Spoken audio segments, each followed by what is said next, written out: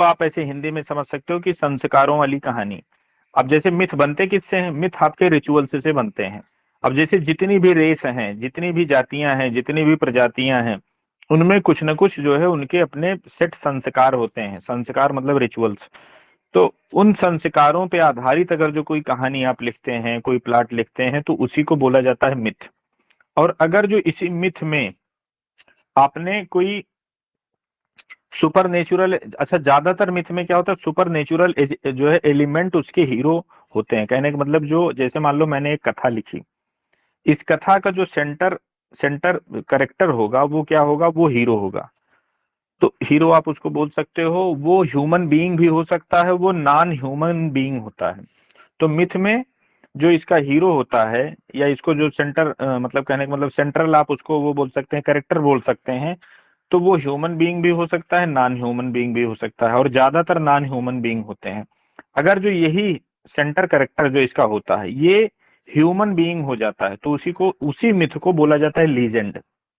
Myth और legend में यही अंतर है। देखो मिथ में क्या होता है, मिथ में दोनों चीजें हो सकती हैं।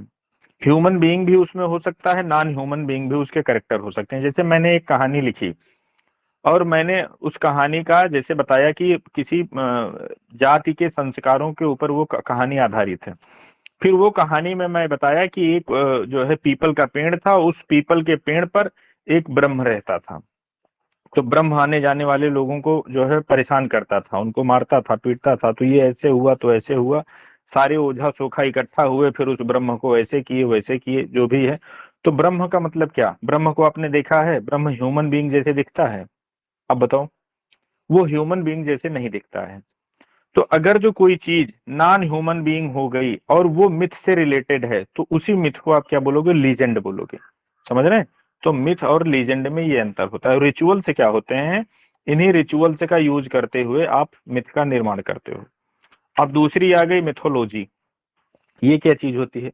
अब इसी मिथ का सिस्टमेटिक वे से अध्ययन करना कि कब किसके बाद कौन सा स्टेप आया है। कहने का मतलब जैसे एक मिथ दूसरे मिथ से कैसे रिलेटेड है, कैसे जुड़ी है, कौन सी सीनियर है, कौन सी जूनियर है, किसके बाद कौन सी चीजें जुड़ी हैं।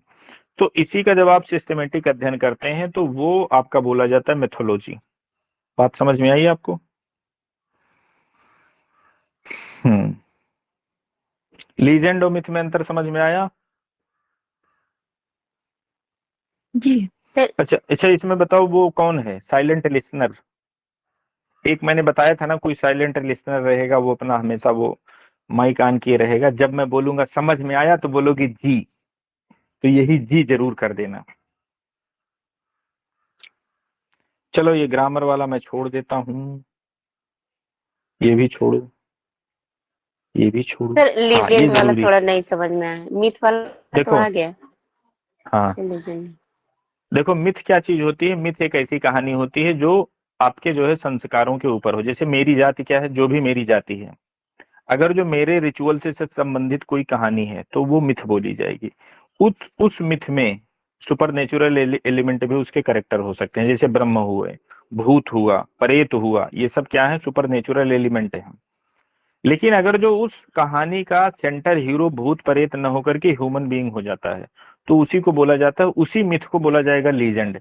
अब जैसे लीजेंड ऑफ भगत सिंह, तो भगत सिंह किसी कम्युनिटी के एज ए हीरो हैं वो। और भगत सिंह किसी जैसे सिख कम्युनिटी है, तो सिख कम्युनिटी में भगत सिंह का बड़ा अच्छा खासा नाम है, वह जो वहाँ हीरो हैं। और वो क्या, उनके अपने कहने का मतलब जैसे जैसे पृथ्वीराज चौहान हुए, ठीक? तो पृथ्वीराज चौहान से खुद को जोड़ना क्षत्रियों को बड़ा अच्छा लगता है, तो वो क्या हो, आइकन हो गए। तो अब अगर जो मैं पृथ्वीराज पे एक कहानी सुनाऊं, तो अब ये पहली चीज तो ये मिथ से रिलेटेड है, लेकिन ये मिथ से रिलेटेड होते हुए अब इसका जो हीरो कौन है, तो हीरो पृथ्वीराज चौहान, तो वो क्या है, ह्यूमन बीइंग है। अब यही मिथ तुम्हारी लेजेंड के नाम से जानी जाएगी। तो मिथ एक कहानी होती है, उस कहानी में जो उसका सेंटर हीरो होता है या सेंटर कैरेक्टर होता है, हीरो मत बोलो आप, सेंटर कैरेक्टर बोलो। वो सेंटर कैरेक्टर अगर जो ह्यूमन बीइंग है, तो उसी मिथ को आप क्या बोलोगे, बताओ? लीजेंड। हाँ, एक मूवी आई थी the legend of Bhagat Singh, कि the myth of Bhagat Singh है। लीजेंड अपना बस। लीजेंड, तो लीजेंड क्यों बोला गया? क्योंकि भगत सिंह ह्यूमन बीइंग है, वो भूत प्रेत पिशाच नहीं है। ठीक है। जी सर। हाँ। अब देखो मिथ चल रही है, तो मिथ में क्या होती है? कहानी होती है। कहानी का सिस्टमेटिक अध्ययन किया जाता है। सिस्टमेटिक अध्ययन क्यों किया जाता है? क्योंकि मैं, आप मुझे सुन रहे हैं? हेलो। जी जी सर। जी हाँ। तो कहानी शुरू हो रही, तो कहानी का सिस्टमेटिक आप अध्ययन करते हो। सिस्टमेटिक अध्ययन क्यों करते हो? क्योंकि किसी चीज को आप निकालने के लिए सिस्टमेटिक अध्ययन करते हैं। समझ रहे हैं? निकालने कहने का मतलब, जैसे एक कहानी दूसरे कहानी से कैसे रिलेटेड है। जैसे पृथ्वीराज चौहान पहले आए कि पहले पता चला मान सिंह आ गए, तो पहले चला पृथ्वीराज चौहान पहले आए, तो पहले पृथ्वीराज चौहान की कहानी सेट होगी, उसके बाद बीच का और कोई राजा होगा उसकी सेट होगी, फिर उसके बाद फिर और दूसरे की सेट होगी। समझ रहे हैं? तो ये क्रम कौन किसके बाद सेट करना है। और उस मिथ में भी, जैसे मान लो एक मैंने मिथ लिखा, कहानी लिखी, तो कहानी में भी तो कई जो है कहानी के भी कई एलिमेंट होते हैं। तो कहानी के एलिमेंट क्या होते हैं? कहानी के एलिमेंट क्या होते हैं? जैसे आप जैसे आपने एक हार बनवाया सोने का, तो उसका एलिमेंट क्या है आप बताओ? जो आपने एक सोने का हार बनवाया है, उसका एलिमेंट क्या है? हम्म? सुन रहे हैं कि गायब हो गए? जी सर सुन रहे। तो सोने का हार का एलिमेंट क्या है? सोना है। इतना सोना बोलने है। में इतना समय क्यों लगता है? जी। आप सोने का हार आपने बनवाया, उसका एलिमेंट सोना है। सोने में जोड़ी जाने वाली धातुएं जो जिससे टांका वाका लगाते हैं, वो सोना नहीं होती है। तो दो चीज आपको मिल रही है।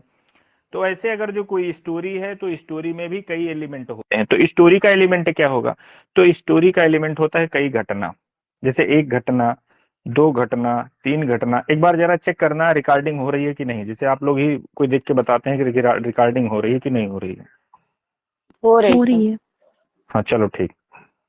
एक लोगों किसी को फोन आ रहा था, तो मुझे वही मन में मेरे डाउट हुआ। अब बैक में जाना नहीं चाहता हूँ, तो वही मुझे लगा कहीं ऐसा तो नहीं कि जो है कोई सुन न पा रहा हो या कोई कुछ हो तो फोन कर रहा है।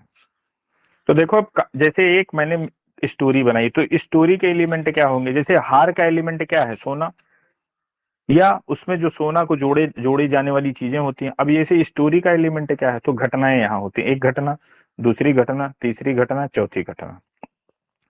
अब जैसे पृथ्वीराज चौहान जब वो तराइन के युद्ध में लड़े थे, तो उनकी आंख, जो मोहम्मद गौरी था, एक बार तो वो उसको हराया, मतलब मोहम्मद गौरी को हराया था। दूसरी बात वो इनको हराया, तो इनको हराया, फिर इनकी आंखें फोड़ दी, फिर लास्ट में इनको मार दिया। ठीक, और इन्होंने जो है लास्ट में उसको भी मार दिया। तो आप पहले बताओ कि पहले पृथ्वीराज जो पहला युद्ध हुआ था, जो तराइन का पहला युद्ध हुआ था, तो उसमें पृथ्वीराज ने, मतलब उसको मोहम्मद गोरी को हराया था। मोहम्मद गोरी उसका नाम था ना। तो अब इस घटना को मैं सबसे नीचे बताऊं तो अच्छा लगेगा? मैं ये बताऊं कि पहले मोहम्मद गोरी की आंख फोड़ दी गई थी, तब युद्ध हुआ था। ये सेट लगेगा आपको? तो मैंने क्या किया, मैंने जो इस स्टोरी के एलिमेंट थे उनको मैंने उनकी ऐसी की तैसी कर दी।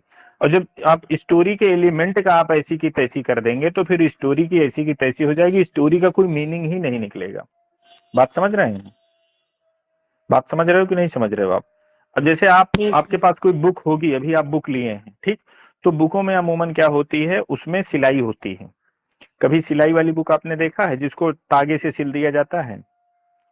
तो बुक का जी एलिमेंट सर। क्या हुआ? वो आपका पेज हुआ और प्लस तागा हुआ। अरे अगर जो तागा काट के तुम फेंक दो, बुक और पेज अलग रख दो, कह दो इस तागे की कोई जरूरत ही नहीं, तो क्या होगा? तो बुक की ऐसी की तैसी आपने कर डाली। तो वैसे कहानी में इवेंट होते हैं, घटनाएं होती हैं, कहानी में घटनाएं होती, तो उन घटनाओं को भी क्रमबद्ध तरीके से रखा जाता है। जैसे जो पहली घटना हो तो पहला उसका जिक्र होगा, फिर उसके बाद दूसरी घटना का, फिर तीसरी घटना का, फिर चौथी घटना का। तब ये सीक्वेंस में जब आप घटनाओं को डालते हैं, तब कहानी की एक मीनिंगफुल मीनिंग निकलती है, तब उसको बोला जाता है कहानी। ठीक। तो नैरेटिव क्या होती है? नैरेटिव को बोला जाता है कहानी या कथा। अब नैरेटोलॉजी, तो लॉजी लग गया, तो लॉजी का मतलब कहीं भी लजी लगा तुमको मिल जाए, तो लजी का मतलब क्या होता है? लजी का मतलब हो जाएगा उस चीज का सिस्टमेटिक अध्ययन। तो नैरेटिव का सिस्टमेटिक अध्ययन, तो नैरेटिव का सिस्टमेटिक अध्ययन होता कैसे है? तो नैरेटिव का सिस्टमेटिक अध्ययन ऐसे ही होता है जैसे हमने आपको बताया है कि सीक्वेंस से उनको रखोगे, कौन घटना पहले हुई कौन घटना बाद में हुई। तो ये इसी के अंतर्गत, नैरेटोलॉजी के अंतर्गत यही सब सारी चीजों का अध्ययन किया जाता है कि कौन सी इवेंट बहुत पहले की है, कौन सी इवेंट उसके समकालिक है कि नहीं समकालिक है, मतलब उस टाइम पीरियड की है कि नहीं पीरियड है। क्योंकि ज्यादातर चीजें जो है हेरसे पर होती हैं, ये बहुत फैक्ट चीजें होती नहीं है। तो उनका आपस में जो कैनन बनती है, लिटरेरी कैनन, तो वो आपस में बैठ के पहले चर्चा करती है कि ये किससे रिलेटेड है किससे नहीं रिलेटेड है, फिर उस हिसाब से आपका करता है। तो नैरेटोलॉजी क्या करता है, नैरेटिव का अच्छे से अध्ययन करता है। सिस्टमेटिक अध्ययन इसलिए करता है कि उस नैरेटिव की कोई मीनिंग निकले। समझ रहे हैं, एक घटना दूसरे घटना से जुड़े। अब ये नैरेटिव क्या होता है, एक होता है नैरेटर।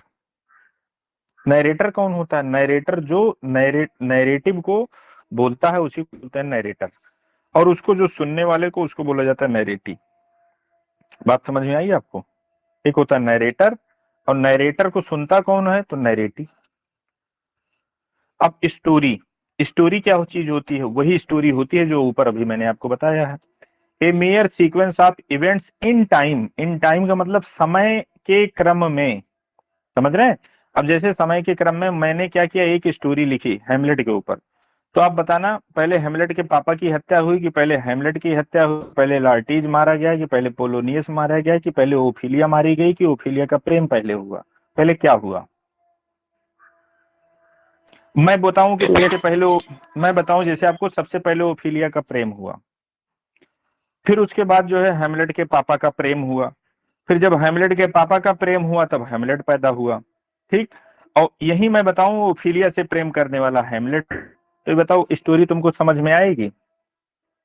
हम्म, घटनाएं नहीं। वही हैं, सेम वही घटनाएं हैं, लेकिन मैंने क्रम बदल दिया। अब अगर जो मैं ये बताऊं कि एक हेमलेट के पापा थे और हेमलेट की मम्मी थी, दोनों ने प्रेम किया तो हेमलेट पैदा हो गए। हेमलेट पैदा हो गए तो इनके पापा भी प्रेम किए थे, इन्होंने भी प्रेम किया ओफिलिया से। अब ओफिलिया से प्रेम किया तो ओफिलिया का एक लड़का हुआ, उसका नाम हुआ गोरेलाल। फिर गोरेलाल ने प्रेम किया तो गोरेलाल का एक लड़का निकला, उसका नाम कालूलाल था। तब आगे समझ में आएगा। अब मैं ही कालूलाल को पैदा करा दूं, तब कालूलाल पैदा होने फिर सब सारी चीज काली काली हो जाएगी। ठीक, तो अब ये स्टोरी क्या होती है, स्टोरी होती है सिर्फ जितनी भी इवेंट होती हैं उसको तुम क्रमबद्ध तरीके से रख दो, बस वही हो गया स्टोरी। और इस क्रमबद्ध रखने का भी एक सिस्टम होता है, उसी सिस्टम को बोला जाता है सुजेट। समझ रहे हैं? सुजेट, सॉरी हमने उल्टा बता दिया आपको, उसको बोलते हैं फेबुला। स्टोरी मतलब उसको रखा जाता है इवेंट, और उस जो इवेंट को रखने का एक सिद्धांत होता है कि पहले कौन सा रखोगे, फिर दूसरा कौन सा रखोगे, फिर आप उसका जो रखोगे, तो वो जो है आपका क्या बोला जाता है, वो सुजेट के अंतर्गत आता है। और प्लस आपकी जो ये इवेंट होती हैं इनको बोला जाता है फेबुला। हमको लगता है आप कंफ्यूज हो गए। जी सर।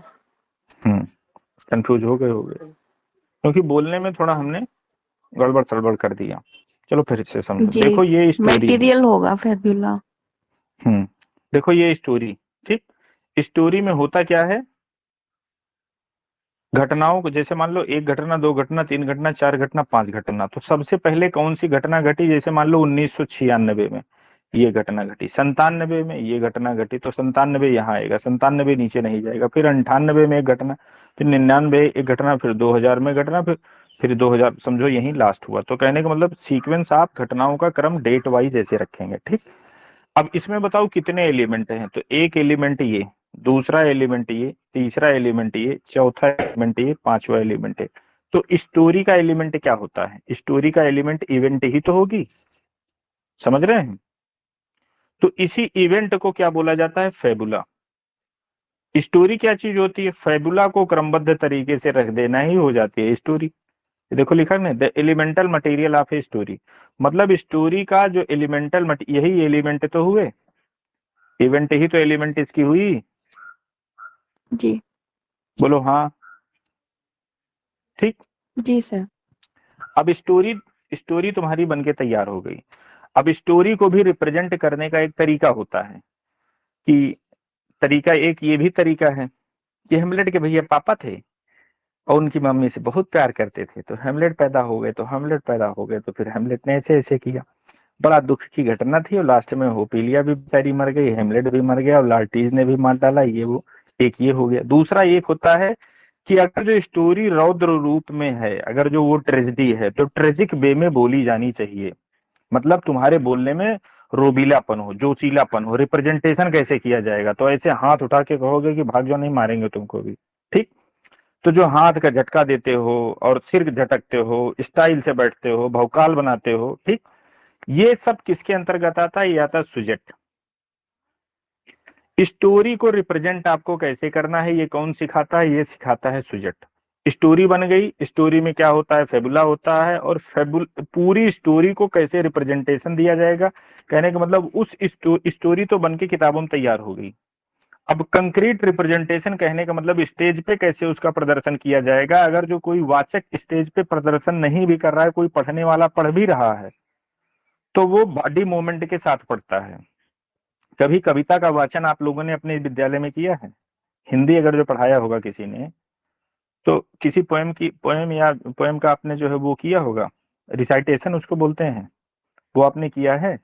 पोएम जो है उसका वो किया है, इंटोनेशन या रिसाइटेशन जो भी आप बोलते हो, वो आपने किया है? ट्विंकल ट्विंकल लिटिल स्टार, कि ऐसे बोलते हो? ट्विंकल ट्विंकल लिटिल स्टार ऐसे बोलते हो? कैसे बोलते हो आप बताओ? बड़े जोर से बोलते हो कि धीरे धीरे बोलते हो? धीरे धीरे सर, हाँ हाँ। धीरे हाँ, तो धीरे। धीरे धीरे धीरे क्यों बोलते हो? क्योंकि बच्चों, नर्सरी रिम है, बच्चों की स्टोरी है, तो बच्चों को डरवाना नहीं है। कटहा कुकुर तुमका नहीं बन जाए कि तुम झों झों झों झों करना शुरू कर दो, बच्चे डर जाएं। तो आप बड़े सॉफ्ट वे में बोलते हो, ट्विंकल ट्विंकल लिटिल स्टार, तो बच्चे भी बोलेंगे ट्विंकल ट्विंकल लिटिल स्टार। ठीक। तब आता है आपको मजा। अब ये ट्विंकल ट्विंकल लिटिल स्टार जो धीरे से बोलना है, ये धीरे से बोलना सिखाता कौन है? तो ये सुजेट सिखाता है। इसी धीरे से बोलने को बोलते हैं कंक्रीट रिप्रेजेंटेशन। तो ये कंक्रीट रिप्रेजेंटेशन सुजेट है। समझ में आवा? बोलो हाँ। जी। नेगेटिव कैपेबिलिटी क्या होती है? नेगेटिव कैपेबिलिटी एक क्षमता होती है, कैपेबिलिटी होती है। ये कैपेबिलिटी ऐसी कैपेबिलिटी होती है जिसमें पोएट खुद को निगोशिएट कर लेता है वर्क में डायरेक्ट प्रेजेंट होने से। अब इसको ऐसे समझो, जैसे मैंने एक पोएम लिखी, मैंने पोएम लिखी, और पोएम पढ़ने के बाद तुम बोलो कि गुरुजी जी तो हैं, ये जो है लिख रहे हैं, इसका जो आई है ये इन्हीं के लिए, गुरु जी के लिए है। गुरु जी जो है प्रेम कहानी बड़ी गड़बड़ सी रही है, तो गुरु जी परेशान हो गए हैं, पोएम हम लिख दिए हैं। तो ये क्या हो गया? तो ये माना जाएगा कि इस पोएम में मैंने निगेटिव कैपेबिलिटी का यूज नहीं किया है। मैं निगेटिव कैपेबिलिटी के यूज में असक्षम रहा हूं। ठीक। अगर जो मैंने अपने जैसे मेरे अंदर जो भी दुख रहा हो, भावना रही हो, मुझे पोएम में डालनी है, तो मैं किसी ऑब्जेक्ट के थ्रू डालूं। मैं डायरेक्ट पोएम पोएम में न कूद जाऊं कि उसका जो आई प्रनाउन यूज हुआ है वो ऐसा लगे कि मेरे लिए ही यूज हुआ हो। अब जैसे ओड टू नाइटिंगेल, तो ओड टू नाइटिंगेल में क्या नाइटिंगेल की फीलिंग्स आप पढ़ते हैं कि पोएट की फीलिंग पढ़ते हैं? जैसे ओड टू नाइटिंगेल में वो क्या नाइटिंगेल की फीलिंग रहती है कि पोएट की फीलिंग रहती है? पोइट की। हाँ, पोएट की रहती है। भाई नाइटिंगेल की फीलिंग पोएट कैसे समझेगा? उसने तो एक ऑब्जेक्ट ले लिया अपनी फीलिंग प्रेजेंट करने के लिए, नाइटिंगेल का सहारा ले लिया। तो यही नाइटिंगेल का सहारा लेने के कारण ये माना जाएगा कि इसने निगेटिव कैपेबिलिटी का यूज कर लिया। कहने का मतलब अब ये पोएम में डायरेक्ट प्रेजेंट नहीं हुआ, इसने एक ऑब्जेक्ट का यूज करते हुए पोएम जो ये पोएम में आए। अब इस जो इसमें आई यूज होगा, ये किसके लिए यूज होगा? वो जो आपका जो है वो नाइटिंगेल के लिए यूज होगा। जो पोएम में आई आई यूज होगा, आई प्रनाउन यूज होगा, वो किसके लिए यूज होगा? नाइटिंगेल के लिए ही तो यूज होगा। तो अब ये माना जी। जाएगा कि अब ये इस पोएम में निगेटिव कैपेबिलिटी पोएट ने लगा दी है। ठीक। तो इसको लाने वाले कौन थे? इसको लाने वाले थे जॉन कीट्स। तो निगेटिव कैपेबिलिटी यही है। मुझे उम्मीद है कि निगेटिव कैपेबिलिटी आप समझ गए हैं। नियो क्लासिक रोमांटिक ये छोड़ो, ये हिस्ट्री का विषय है, यहाँ से कुछ खास क्वेश्चन नहीं उठने वाले हैं। और क्या, अच्छा रोमांटिक, रोमांटिक क्या होती है? रोमांस का मतलब आप क्या समझते हैं? देखो, रोमांस का सिंपल सा मतलब है फिक्स चीजें होंगी, एडवेंचरस चीजें होंगी, हो सकता है इसमें थ्रिलर हो, हॉरर हो, ये सब चीजें। तो कहने का मतलब पूरा ये कहें, पहली चीज तो ये रियल चीज नहीं होती, रोमांटिक चीज रियल नहीं होती है, ख्वाबों वाली दुनिया होती है, समझ रहे हैं। और इसी के अपोजिट में इसी का जो है अपोज किसने किया था, इसी का अपोज क्लासिक पोएट ने, नियो क्लासिक पोएट ने किया था। तो नियो क्लासिक पोएट की जब आप कोई पोएम पढ़ेंगे तो उन्होंने क्या कहा है, उन्होंने कहा है वर्क इज वर्शिप। तो वर्क इज वर्शिप ये ह्यूमन के लिए बताओ, ये जो लाइन यहाँ लिखी गई है वर्क इज वर्शिप, तो ये ह्यूमन के लिए फायदेमंद है कि नहीं फायदेमंद है। और एक इधर रोमांटिक पोएट ने क्या लिखा, ओड टू नाइटिंगेल, ये बताओ ह्यूमन के लिए फायदेमंद है कि नहीं फायदेमंद है। यहाँ जो ओड ये नाइटिंगेल की तुम इमोशन सुन रहे हो, इससे बताओ इसकी इमोशन सुनने से तुम्हारे जीवन में क्या फायदा मिलेगा, तुमको पैसे मिल जाएंगे?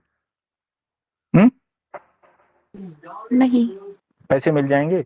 तो एक निष्कर्ष ये निकला कि जो रोमांटिक लिटरेचर होता है वो मानव के कल्याण के लिए नहीं लिखा जाता है। तो मानव के कल्याण के लिए नहीं लिखा जाता है, तो पढ़ा क्यों जाता है? पढ़ा इसलिए जाता है क्योंकि इसको पढ़ने में आपको मजा आता है। जैसे आप गाना सुनते हो, तो गाना सुनने से तुमको कौन सा फायदा है? पैसे मिलते हैं? गाना सुनने से सिर्फ आपको इंटरनल फायदा होता है, मन आपका प्रसन्न हो जाता है, मन खुश हो जाता है। अब जैसे मुर्गों की लड़ाई देखते हो आप, तो मुर्गों की लड़ाई देखने से बताओ कौन सा फायदा होता है, लेकिन लोग क्यों देखते हैं? तो ऐसी सिचुएशन जो मानव के लिए फायदेमंद नहीं है लेकिन रोमांचक है, मजा आता है तुमको देखने में। स्टंट देखते हो आप, स्टंट से बताओ कौन सा फायदा है? तो ये सब चीजों को बोला जाता है रोमांटिक। और जो नियो क्लासिक या क्लासिक लिटरेचर क्या होता है, तो क्लासिक लिटरेचर मानव जीवन के कल्याण के लिए लिखा जाता है। जैसे वर्क इज वर्शिप, ये कहावत नियो क्लासिकल जो है एज की है, किसी ने दिया होगा, शायद अलेक्जेंडर पोप, या ज्यादातर कहावत तो अलेक्जेंडर पोप ने ही दी है। जिसने भी दिया होगा गूगल से आप सर्च कर लेना। लेकिन अगर जो ये कहावत है तो इस कहावत का मानव जीवन में फायदा है। वर्क इज वर्शिप, तो कहने का मतलब अब आप जो है अपने काम को ही अपनी पूजा मान रहे हो, तो काम में खूब मेहनत करोगे, तो जब काम में आप खूब मेहनत करोगे तो रिजल्ट भी तो तुमको फायदेमंद वाला मिलेगा। मानते हैं कि नहीं मानते हैं? तो जो नियो क्लासिक लिटरेचर था वो मानव जीवन के जो है उपयोग के लिए था। और इसके लिए एक नियो क्लासिक वाले लोगों ने एक नारा बनाया था, वो कौन सा नारा था? आर्ट फॉर लाइफ सेक, मतलब कला मानव जीवन के उपयोग में आनी चाहिए। तो ये इनका नारा हो गया। रोमांटिक लोगों का क्या नारा था? आर्ट फॉर आर्ट सेक, मतलब कला सिर्फ कला के लिए, मानव जीवन के लिए कोई जरूरी नहीं उससे फायदा वायदा हो। भाई स्टंट करने से मानव जीवन में कौन सा फायदा मिल रहा है, आप बताओ? सुन रहे हैं नहीं सुन रहे हैं? जी। समझ में आए चाहे ना आए, जी जी बोला करो। इससे क्या रहेगा, मैं जल्दी जल्दी पढ़ाऊंगा, जल्दी कोर्स आपका खत्म होगा। न्यू किटीज में देखो, जितने भी किटीज में है सब इनको मैं एक साथ पढ़ाऊंगा। जब हम लोग पढ़ते थे तो हमारे भी ऐसे एक मास्टर साहब थे, पढ़ाते थे, तो हम लोग भी ऐसे जी जी बोला करते थे, लेकिन हम जी नहीं बोलते थे। हम बचपन में जो है बड़े उम्दा दर्जे के विद्यार्थी थे, और मुझे नोबल वोबल मिलना चाहिए था लेकिन मिला नहीं। तो हम जी नहीं बोलते थे, हम बोलते थे घी। घी समझ रहे हैं? मतलब जी का डुप्लीकेट, हम वहां भी हमने डुप्लीकेसी यूज कर दी, घी। तो एक दिन गुरुजी सुन लिए तो फिर अच्छे से फिर हमारा घी निकाले हैं। देखो यहाँ देखो, एक्सप्लिकेशन और ये क्लोज रीडिंग।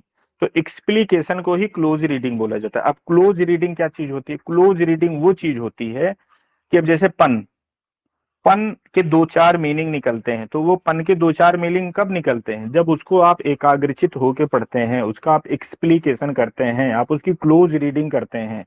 तो कहने का मतलब अब चाहे मल्टीपल मीनिंग हो, चाहे पोर्ट मोंटेग्यू वर्ड हो, चाहे डिकंस्ट्रक्शन थियरी हो, ये सब किससे संबंधित है? ये सब इसी से संबंधित है।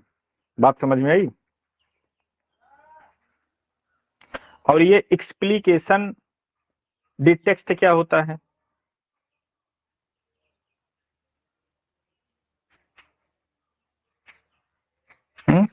ये एक ऐसा टेक्स्ट होता है, कहने का मतलब ये मल्टीपल मीनिंग से सजा धजा ये टेक्स्ट होता है। कहने का मतलब जब आप इसका अर्थ निकालोगे तो इसके बहुत अर्थ निकलेंगे।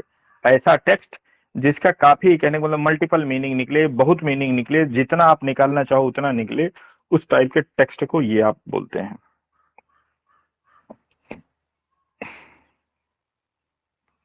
हालांकि ये सब चीजें आने वाली नहीं है परीक्षा। न्यू हिस्टोरीज में इसको भी छोड़ दो, इसमें उसमें लगा है। जी आप लोग बोल नहीं रहे हैं? जी बोल रहे हैं। तो एक बार बड़ी जोर से बोलो सब लोग, जी। अप्रोप्रिएट पॉलिटिकल रीडिंग, इनको भी जाने दीजिए। कल्चरल पॉलिटिक्स ये भी खत्म है।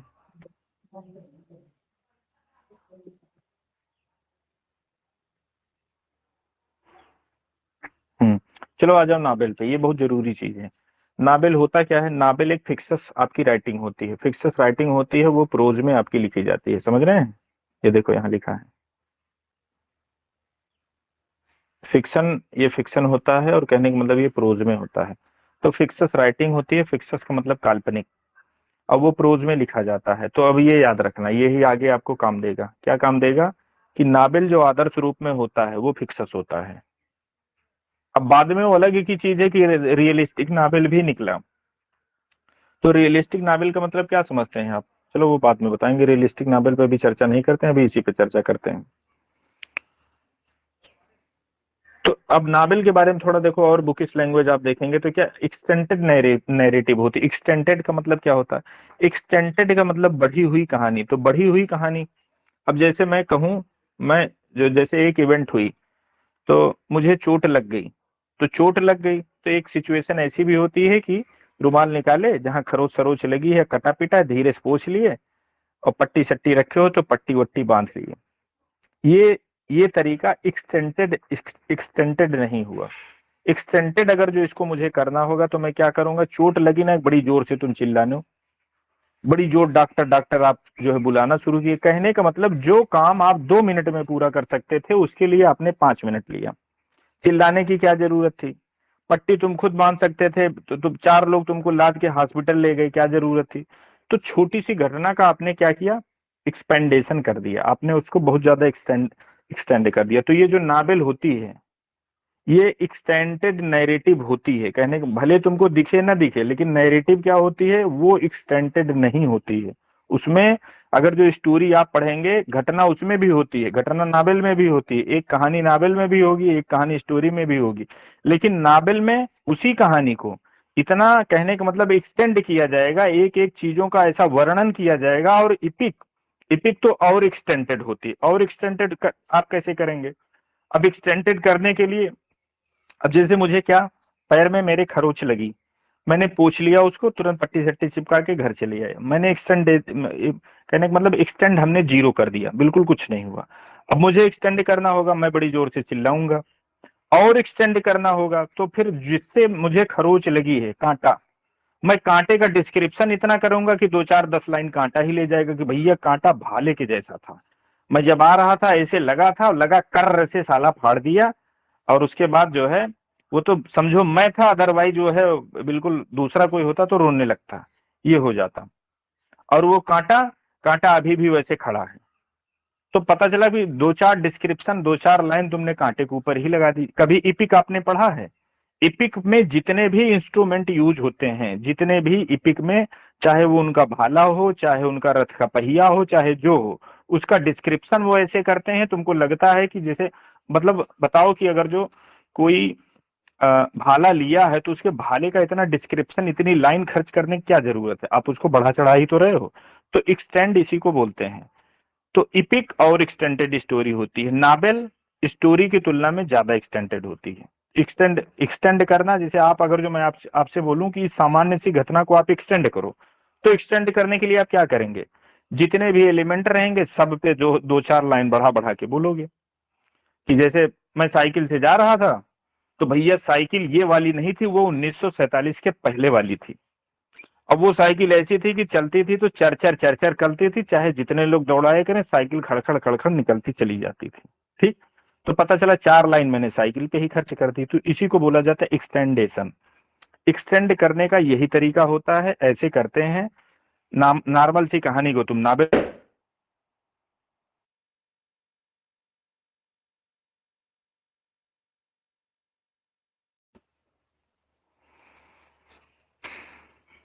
अब मैं अंदर हूं कि बाहर हूं? अंदर। चलो अंदर। तो एक्सटेंड का मतलब समझे कि एक्सटेंडेड स्टोरी क्या होती है? एक्सटेंडेड स्टोरी यही होती है। तो नावेल क्या होती है? पहला आपने जो है की पॉइंट क्या देख दिया कि नावेल आपकी होती है एक्सटेंडेड नैरेटिव होती है। फिर ये distinguish short story, short story से भिन्न होती है। तो शॉर्ट स्टोरी से कैसे भिन्न हो जाएगी? शॉर्ट स्टोरी क्या होती है? स्टोरी शॉर्ट कैसे हो जाती है आप बताओ? तुम उसका एक्सटेंडेशन ना करो, वो अपने आप शॉर्ट हो जाएगी। तो भिन्न भिन्न तो अपने आप हो गई, तो इसको लिखने की जरूरत ही नहीं थी कि ये शॉर्ट स्टोरी से भिन्न होती है। भाई शॉर्ट स्टोरी छोटी होगी, उसका उतना आप एलाबोरेशन नहीं करते हैं। नावेल का एलाबोरेशन स्टोरी की तुलना में ज्यादा करते हो। तो नावेल में एक क्राइटेरिया निकला कि सामान्य सी कहानी को उसमें थोड़ा आप उसमें जो है कहने का मतलब उसका एक्सटेंड आप करते हैं, उसको थोड़ा बढ़ा चढ़ा के लिखते हैं, हर एक उसके एलिमेंट पे आप ध्यान देते हैं। तभी तो छोटी सी कहानी पता चला पूरी बुक बन जाती है। एक कहानी होती है भैया 3-4 पेज में खत्म हो गई। हेमलेट नाटक चाहे तुम जो है एक गड्ढा पूरा किताब में पढ़ो और चाहे उसी का सारांश जो है 4 पन्ने में पढ़ लो। तो जो 4 पन्ने में पढ़ते हैं वो भी तो हेमलेट ही होती है, कि हेमलेट नहीं होती? तो उसमें क्या करते हैं? उसमें एक्सटेंड नहीं करते हैं। प्ले में क्या करते हैं? प्ले में आपका एक्सटेंड कर देते हैं। बात समझ में आई कि एक्सटेंडेशन क्या होता है?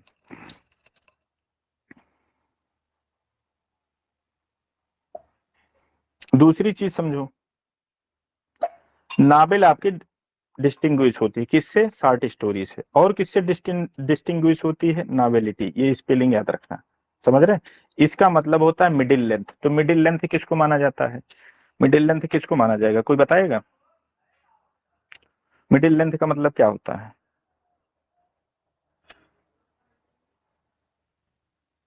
हाँ? हेलो? सर शॉर्ट स्टोरी से तो जी बड़ी सर। होगी, नॉवेल से छोटी होगी। हाँ, नावल से छोटी। लेकिन देखो मिडिल एक्सटेंट ऐसे बोल देना जैसे हम लोग आप बोल रहे हैं, आपने गलत नहीं नॉवेल बोला से है। हाँ, तो मिडिल मिडिल लेंथ भी बताने का एक क्राइटेरिया निर्धारित है। मैंने अब मुझे एग्जैक्ट बुक नहीं याद है, मैंने किसी बुक में पढ़ा था कि शायद 20,000 शब्दों से कम होती है तो वो बोला जाता है वो नावेलिटी के शायद क्राइटेरिया में आता है, और 20,000 शब्दों से ज्यादा का होता है तो फिर उसको नावेल बोल दिया जाता है। तो ऐसे एक क्राइटेरिया दो तब तो बोलने में आप अच्छा लगता है कि भैया 10 शब्द का रहेगा तो ये बोला जाएगा, फ्रेज बोलोगे, और 1 शब्द का रहेगा तो उसी चीज को आप वर्ड बोलोगे, तब तो अच्छा लगता है। अब बीच का ये जो बिना मानक के किताबों में लिख देते हैं, जैसे यहाँ लिखा गया, अगर जो यहाँ ये मानक में लिखे होते कि 20,000 शब्दों से अगर जो ज्यादा रहेगा तो उसको नावेलिटी सॉरी उसको नावेल बोल देना, और 20,000 शब्दों से कम का रहेगा तो उसको नावेलिटी बोल देना, ठीक? ऐसा लिखा होता तो ये मुझे समझने में भी आसानी होती, आपको पढ़ाने में भी आसानी होती। लेकिन ऐसा नहीं लिखा गया है, ये दिक्कत पैदा करता है। लेकिन इसको मैंने किसी बुक में पढ़ा गया है, उसमें एग्जैक्ट वर्ड दिए गए हैं, अप्रॉक्स लगभग 20,000 से अगर जो शब्द कम रहते हैं तो वो नावेलिटी की श्रेणी में आता है। समझ रहे हैं? इससे ज्यादा हो जाता है, लगभग 50 तक पहुंचता है तो आपका नावेल वाबेल हो जाता है।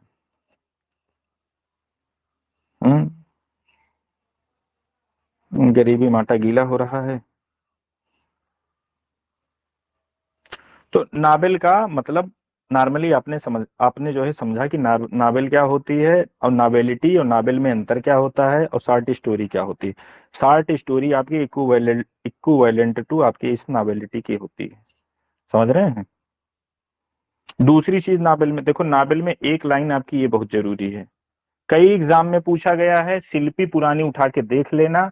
शिल्पी पुरानी ये क्वेश्चन 2004 में या 6 में पूछा गया, टीजीटी के 2004 या पूछा गया, और शिल्पी में इसके आंसर को गलत दिया गया है, वहां उसको कोई दूसरा चीज माने। तो इसीलिए हम बता रहे हैं ये सब चूरन छाप किताब है, जब आप इसको पढ़ेंगे यहाँ पे आएंगे तब असली चीज आपको पता चलेगी। यूथ कंपटीशन हुआ, एलपी शिल्पी, इसमें इनका कोई भरोसा भरोसा है नहीं, इसीलिए टेक्स्ट पढ़ा जाता है। तो ये देखो term novel most European languages, same यही लाइन उठा के परीक्षा में 2004 के जो है परीक्षा में दी गई है, जहां तक मुझे याद है 4 या 6 जो भी हो, लेकिन ये सेम यही लाइन वहां उठ के गई है। और इसमें रोमन की जगह वहां पता नहीं जो है आंसर में क्या क्या दे रखे हैं, मतलब उस शिल्पी में जो है, या जो भी शिल्पी पब्लिकेशन का मैंने अंसाल पेपर लिया था उसमें मैंने पढ़ा था, तो ये रोमन की जगह पता नहीं अंड संड क्या दे दिए हैं, जबकि होना चाहिए था वहां रोमन। तो जो इस बुक को पढ़ा है वो तो समझ जाएगा प्रिंटिंग मिस्टेक है, और नहीं तो सब उसको ब्रह्मवाणी समझ के आप उसको जो है चांट डालोगे, और परीक्षा में जाएंगे वही लगाएंगे, नुकसान हो जाएगा खर्च से, और लास्ट में कहोगे सर शिल्पी में तो दिया था। तो शिल्पी उल्पी है, सब ब्रह्मवाणी नहीं है। तो आपने क्या समझा कि जो नावेल होता है मोस्ट यूरोपियन लैंग्वेजेस में, ये आपका रोमन से, कहने का मतलब रोमन टर्म से ये ड्राइव हुआ है। रोमन का मतलब क्या होता है? रोमन आपका क्या है? ये आया है मेडुअल टर्म रोमांस से। और रोमांस क्या चीज होती है? रोमांस चीज होती है, पहली चीज जो फिक्सस होनी चाहिए, उसमें एडवेंचर होना चाहिए, कल्पना होनी चाहिए।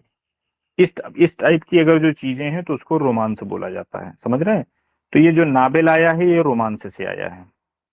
तो रोमांस से ज्यादातर यूरोपियन लैंग्वेजेस की मैं बात कर रहा हूँ, तो जब रोमांस से आया है तो नावेल में रोमांस वाले गुण भी तो होंगे, रोमांचक भी तो होगा। ये कैसे हो जाएगा? तो ये सब सारी चीजें मिलती हैं। अब आओ मुद्दे पर। मुद्दे क्या है कि जब इंग्लिश नेम, अब जैसे इस लिटरेचर के पढ़ते समय अगर जो पुराने इसमें कुछ लोग होंगे, मैंने बताया था कि कोई चीज पढ़ना, कोई टर्म आप पढ़िएगा तो ये देखिएगा इसकी ओरिजिन कहाँ से हुई है।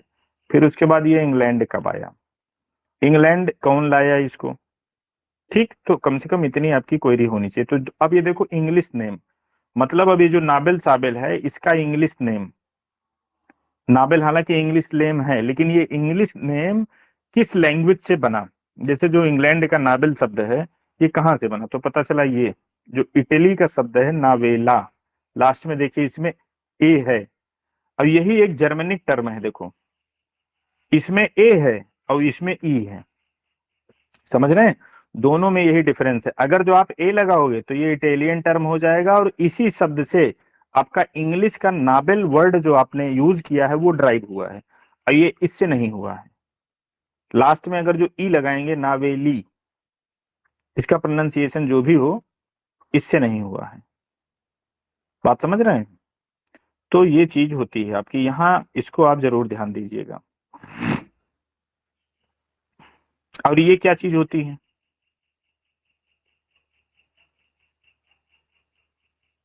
ये क्या चीज होती है?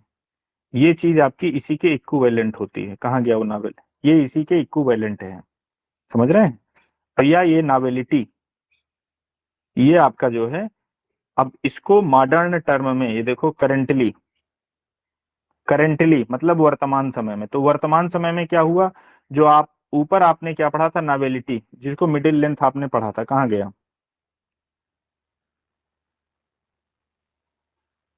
यहाँ देखो, यहाँ क्या लिखा है? नावेलिटी, नावेलिटी, ठीक।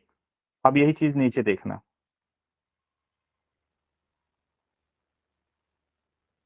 ये देखिए, समझ रहे हैं? तो ऊपर जो चीज मिडिल लेंथ में थी उसको शार्ट किया गया था, अब वो नीचे आके एक्सपेंड हो गई। कहने का मतलब अब करंट टर्म में, मतलब एंशियंट टाइम में या पुराने समय में कुछ दूसरी चीजें थी, अब करंट टाइम में सब सारी चीजों को इक्विवेलेंट मान लिया गया। मतलब ये नावेलिटी हुई और चाहे ये हुआ और चाहे ये हुआ, सब बराबर है, सब एक ही भाव में चल रहे हैं। और 20,000 शब्द, 50,000 शब्द का अब क्राइटेरिया खत्म हो चुका है। वो 20,000 शब्द का भी है, भले उसको आप नावेलिटी बोलते हो, लेकिन अब भी वो मॉडर्न अगर जो कॉन्सेप्ट देखा जाएगा तो वो भी नावल में कंसीडर होगा। और ये मैं नहीं बोल रहा हूँ, ये आपकी एमएच अब्रम्स बुक बोल रही है। तो ये हुआ नावल के बारे में मोटा मोटी आपको थियरी हमने बताया। अच्छा, नाबेल की, अब नाबेल का अब आपका इतिहास शुरू होता है। इतिहास शुरू होता है कि सबसे पहले कौन सा नाबेल आया, फिर उसके बाद कौन सा नाबेल आया, फिर कौन सा नाबेल आया, फिर कौन सा नाबेल आया। तो अब इसमें एक सिद्धांत है। सिद्धांत क्या है कि नाबेल किससे बना है? तो आप बताएंगे मोस्ट यूरोपियन लैंग्वेजेस में वो जो है रोमन शब्द से बना है। तो रोमन का मतलब होता है रोमांस। तो रोमांस क्या होता है? रोमांचक चीजें होती हैं। तो जाहिर सी बात है जब रोमांचक चीज से आपका नाबेल बना है तो जो है नाबेल भी रोमांचक होगा। तो नाबेल को रोमांचक बनाने के लिए आप क्या करोगे? जो उसका हीरो होगा वो लफंगा टाइप का होगा। लफंगा कहने का मतलब जरूरत पड़े चोरी भी कर ले, जरूरत पड़े किसी की जेब भी काट दे, जरूरत पड़े जो है पता चला कि वो मोहब्बत करने में भी प्रवीण रहे। ऐसा नहीं कि ये कला उसको नहीं आती है, तो वो हर विद्याओं में हर फन मौला रहता है। तो उस टाइप का अगर जो नाबेल का हीरो है तो उस टाइप के नाबेल को पिकारेस्क नाबेल आप बोलते हैं, या पिकारेस्क नैरेटिव आप बोलते हैं। तो जो पिकारेस्क नाबेल होता है ये आपका इसी टाइप का होता है कि इसका जो हीरो होता है वो डकैत टाइप का इंसान होता है, चोर टाइप का इंसान होता है, हर फन मौला होता है, मतलब चोरी चमारी हर विद्या में प्रवीण होता है। और ये जो पिकारेस्क आपका जो नैरेटिव है, ये पिकारेस्क नैरेटिव बोलो चाहे इसको आप जो है नॉवेल बोलो, वही चीज है। और ये पिगारो जो आपका स्पेनिश शब्द है इससे आया है। और पिगारो का मतलब होता है रफ।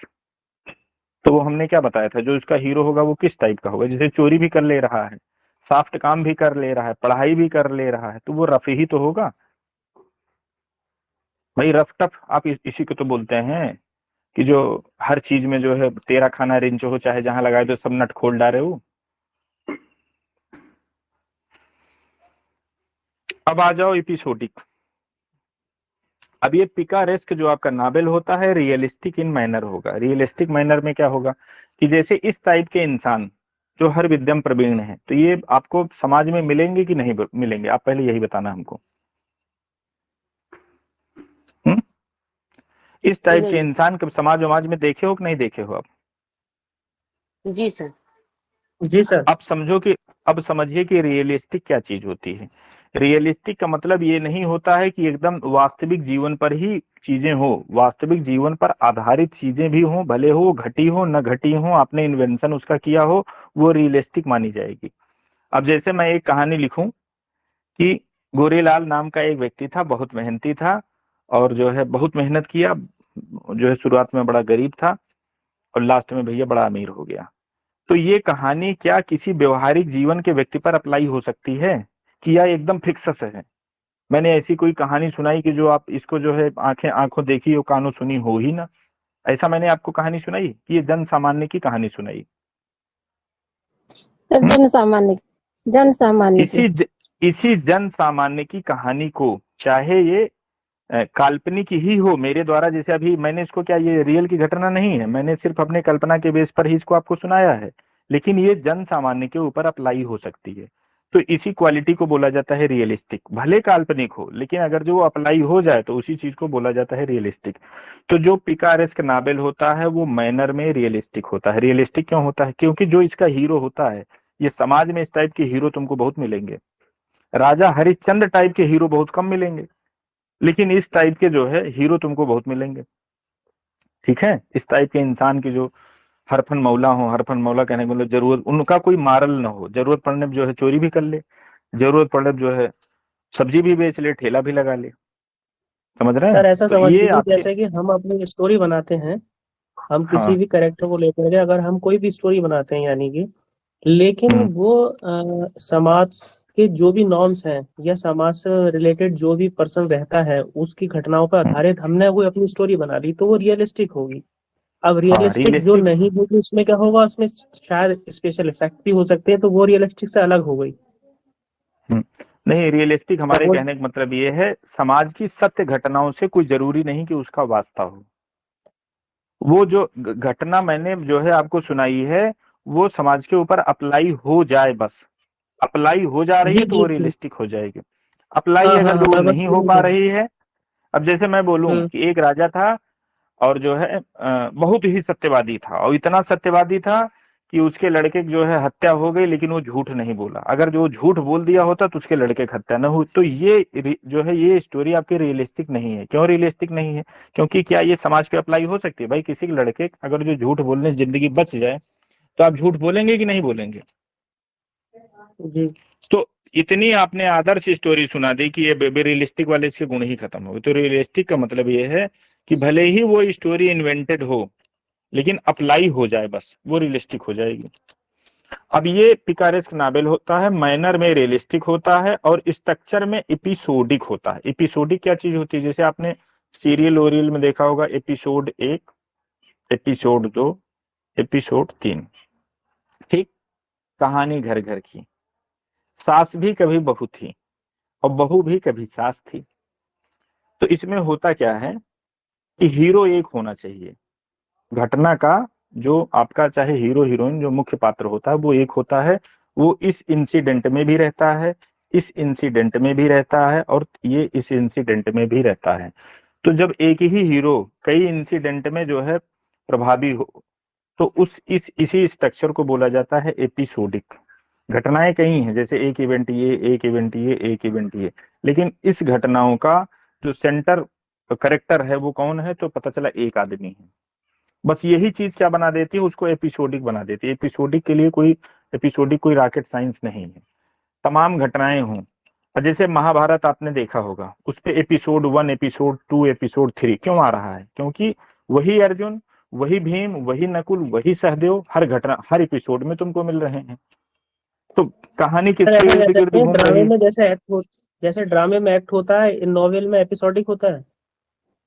नहीं, ये कहने का मतलब ना, आप ड्रामा में भी अगर जो देखना चाहोगे तो एपिसोड एपिसोड का सिर्फ इतना सा मतलब आप निकालो कि एक एक व्यक्ति के मतलब कहने का मतलब एक व्यक्ति से रिलेटेड कई घटनाएं हो, बस इसी क्वालिटी को एपिसोडिक बोल दिया जाएगा।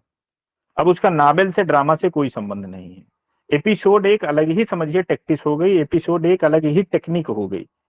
बात समझ रहे हैं? एपिसोड एक टेक्निक ओके है, सर। अलग टाइप की टेक्निक है।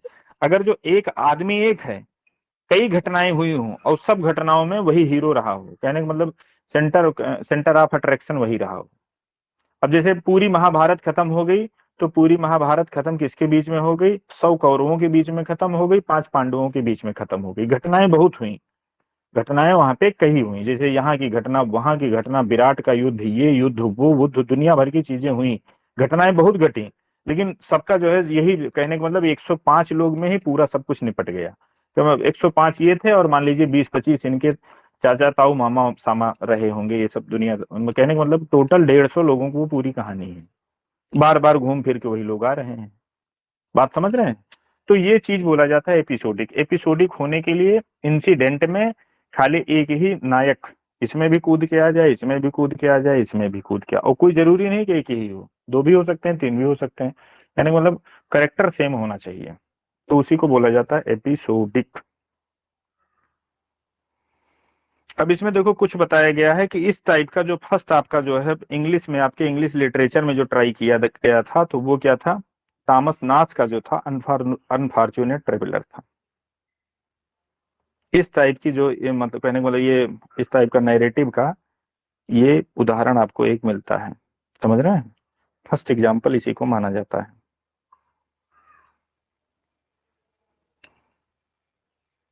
ठीक। और उसके बाद जो है सेमी पिकारेस्क कई चीजें मानी जाती हैं, जैसे डॉन क्विक्सटो ये आपकी आ जाती है बाद में, ये सब सारी चीजें हैं। तो ये सेमी है, फुल पिकारेस्क जो है कहने का मतलब ये नैरेटिव नहीं है, सेमी है। अब आ जाओ, अगला टर्म आपको कहाँ मिलेगा? अगला टर्म आपको मिलेगा अब जैसे मोल फ्लैंडर्स, समझ रहे हैं? तो मोल फ्लैंडर्स ये स्टोरी आपने पढ़ी है। तो मोल फ्लैंडर्स में जो उसकी हीरोइन होती है या हीरो जो उसका होता है, वो किस टाइप का होता है? रफ टफ ही तो होता है, उसके जो है कोई बहुत ज्यादा नैतिक जीवन नहीं होता है।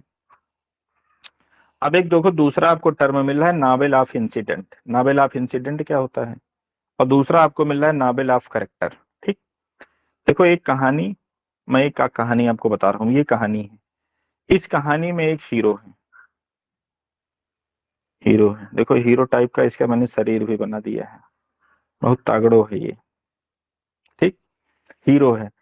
अब अगर जो हीरो के एक्शन से, इनके कहने का मतलब इनके कार्य से, इनके हाथ पैर हिलाने से कोई घटना आगे बढ़ रही है, तो वो क्या बोला जाएगा? वो बोला जाएगा नावेल ऑफ इंसिडेंट। और अगर जो इनके इरादों से कोई चीज आगे बढ़ रही है, कहने का मतलब हाथ पैर नहीं हिला रहे हैं, सिर्फ ये प्लान बना रहे हैं, इनके प्लान से नावेल प्रभावित हो रहा है, तो वो नावेल बोला जाएगा नावेल ऑफ करेक्टर। अब जैसे आप ये बताओ कि जो डेस्डिमोना की हत्या हुई थी, हालांकि डेस्डिमोना ड्रामा है, मतलब वो ओथेलो ड्रामा है, बात समझ रहे हैं, लेकिन मैं उसका उदाहरण इसलिए दे रहा हूं कि सब लोग इसको पढ़े हैं। अब आप बताओ कि डेस्डिमोना की हत्या किसने की? ओथेलो ने। हाँ, तो डेस्डिमोना की हत्या ओथेलो ने की। तो ओथेलो ने की, लेकिन ओथेलो के दिमाग में कौन घुसा था? यागो। इयागो। बस नावेल ऑफ कैरेक्टर आप ऐसे समझ लो, कहने का मतलब अब जैसे इयागो, इयागो अगर जो किसी नावेल का हीरो बन जाए, ठीक, अब इयागो के विचार से नावेल बढ़ रहा है। हालांकि जो ओथेलो प्ले है, ओथेलो में हीरो ओथेलो है, लेकिन सपोज दैट मैं एक ऐसा नावेल लिखूं जिसमें जिसमें सेंटर कैरेक्टर कौन हो? इयागो हो, और इयागो काम कुछ नहीं कर रहा है, सिर्फ वो दिमाग में जहर घोल रहा है, दूसरों के दिमाग में जहर, जैसे मान लो इनके घोल दिया, एक्शन ये कर रहे हैं, तो घटना, अब हीरो ये है, दिमाग में जहर इनके घोला, घटना ये बढ़ा रहे हैं, तो इसी चीज को बोला जाता है नावेल ऑफ करेक्टर। करेक्टर का मतलब क्या होता है? चरित्र। चरित्र क्या अमूर्त विषय है? चरित्र आपका अमूर्त विषय है, चरित्र इंटरनल चीज है। तो जब ऐसे आप इसको कोरिलेट करो, न्यूमोनिक्स में याद करने का तरीका बता रहा हूं कि नावेल ऑफ करेक्टर हमेशा आपके करेक्टर से बढ़ता है। करेक्टर कहने का मतलब आपके चरित्र से बढ़ता है। जैसे कहते हैं भैया फलाने करेक्टर बड़ा लूज है, ठीक, तो कहने का मतलब उनकी मॉरलिटी बड़ी लूज है। तो फलाने के करेक्टर से अगर जो नाबिल बढ़ रहा है तो नाबिल ऑफ करेक्टर हो गया, लेकिन फलाने के एक्शन से बढ़ रहा है तो वो आपका कहने का मतलब नाबिल ऑफ आप क्या हो गया, एक्शन हो गया। अब नॉवेल जैसे आप इंसिडेंट। ये बताओ, हाँ नाबिल ऑफ आपका जो है इंसिडेंट होगा, घटनाओं वाला। अब मुझे आप नॉर्मली एक चीज ये बताइए, हालांकि उदाहरण मैं आपको बहुत सटीक नहीं दे रहा हूँ। सटीक इसलिए नहीं दे रहा हूँ क्योंकि वो चीज हो सकता है कुछ लोग वो नाबिल पढ़े हों, कुछ लोग नहीं पढ़े हों, लेकिन मैकबेथ सबने पढ़ा है, ओथेलो सबने पढ़ा है, हैमलेट लगभग लगभग सबने पढ़ा होगा। इतना तो लगभग लगभग इसकी स्टोरी जानते हैं। अब जैसे मैं बोलूं एक करेक्टर है कौन सा, मैकबेथ, आप भूल जाओ मैकबेथ जो है, कहने का मतलब मैकबेथ है और उसकी पत्नी है, क्या नाम है उसकी पत्नी का, लेडी मैकबेथ, लेडी ठीक। मैकबेथ। हाँ, लेडी मैकबेथ का जो कुछ भी नाम आप रख लो, ठीक। तो लेडी मैकबेथ के विचारों से कौन काम कर रहा है, मैकबेथ काम कर रहे हैं। अब बताओ ये ना, अगर जो अब हीरो इसका कौन है, हीरो मान लो मैं लेडी मैकबेथ को मान लेता हूँ। हीरो का मतलब जो है सेंटर सेंटर कैरेक्टर, हालांकि वो महिला है, हीरो हमको नहीं बोलना चाहिए था। मैं सेंटर कैरेक्टर उसको मान लेता हूँ, लेडी मैकबेथ को। और मान लो ये जो मैकबेथ क्या थे, उसके जो है लेडी मैकबेथ के चमचा मैं मान लेता हूँ, कहने का मतलब उससे इनकी रैंक बिलो है, ठीक। तो अब अगर जो पूरी जो है मैकबेथ घटना घट गई, सबको मारा किसने, मारा मैकबेथ ने मारा। दिमाग किसका लगा, दिमाग लगा जो है लेडी मैकबेथ का। तो अब बताओ ये पूरी इंसिडेंट अगर जो नाबिल, इसको नाबिल घोषित कर दिया जाए ये नाबिल है, तो बताओ ये नाबिल आप करेक्टर होगी कि नाबिल आप जो है आपका इंसिडेंट होगी। Novel of character. हाँ, novel of novel novel of of character. Character. Character. हाँ, नाबिल ऑफ कैरेक्टर तब होगी जब इसका सेंटर हीरो कौन रहेगा, लेडी मैकबेथ रहेगी, ठीक। लेकिन अगर जो सेंटर हीरो मैकबेथ रहेगा तो ये नाबिल ऑफ इंसिडेंट हो जाएगी। क्यों, क्योंकि सेंटर इसका कौन है, सेंटर वही मैकबेथ है, काम कौन किया, मैकबेथ ही सारा काम किया। मैकबेथ। हमारी बात आप समझ पा रहे हैं कि नहीं समझ पा रहे हैं। जी सर, जी सर, जी सर। हाँ, तो नाबिल ऑफ इंसिडेंट और नाबिल ऑफ कैरेक्टर में यही अंतर है।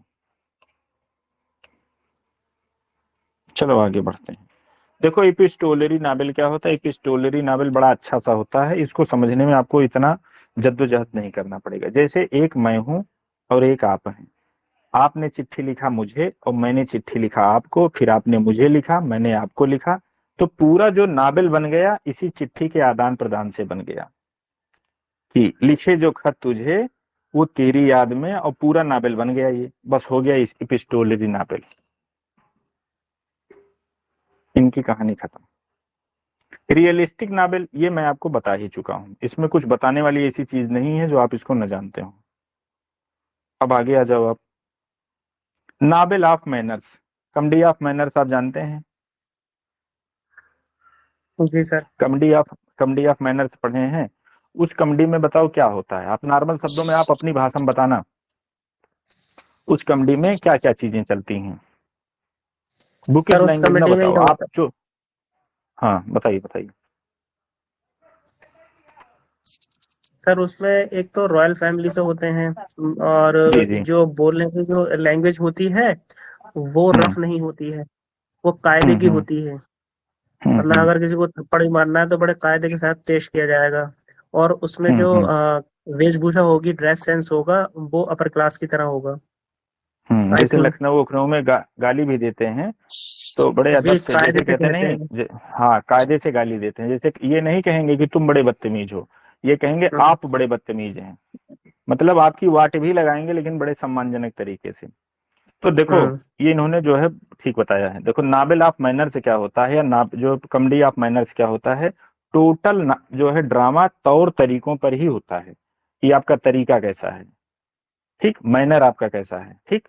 तो अब वही चीज आप जो है नावल में लगा दो, वो ड्रामा था ये नावल हो गई। अब इसमें डील किसको किया जाएगा, कहने का मतलब अपर क्लास सोसाइटी को डील किया जाएगा या अपर मिडिल क्लास सोसाइटी को डील किया जाएगा, समझ रहे हैं।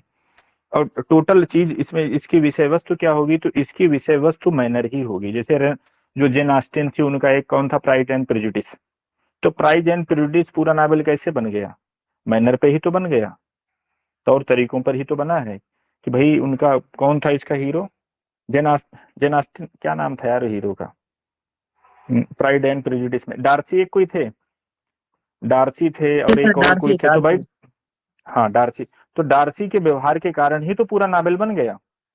एलिजाबेथ शायद जो है उसकी जो थी डार्सी की जो है वहां पे जो डार्सी के काउंटर में जो वहां थी, एलिजाबेथ शायद उसका नाम था। मैं सही हूं कि नहीं सही हूं? तो दोनों नावल पूरी कैसे बढ़ी? नावल इनके जो है मैनर पे ही बढ़ी। भाई एक का मैनर दूसरे को पसंद नहीं आया तो फिर वो पूर्वाग्रहित हो गया, तो जब पूर्वाग्रहित हो गया और भी तौर तरीके उसमें दिखाए गए हैं। तो ऐसा नावल जो अपर क्लास सोसाइटी को डील करे और प्लस क्या हो, अपर क्लास सोसाइटी के तौर तरीकों को दिखाए, उसी को बोला जाता है नावल ऑफ मैनर्स। और इसकी अच्छी खासी प्रैक्टिशनर कौन है? तो जाना माना नाम है इसका आपका जेन ऑस्टिन।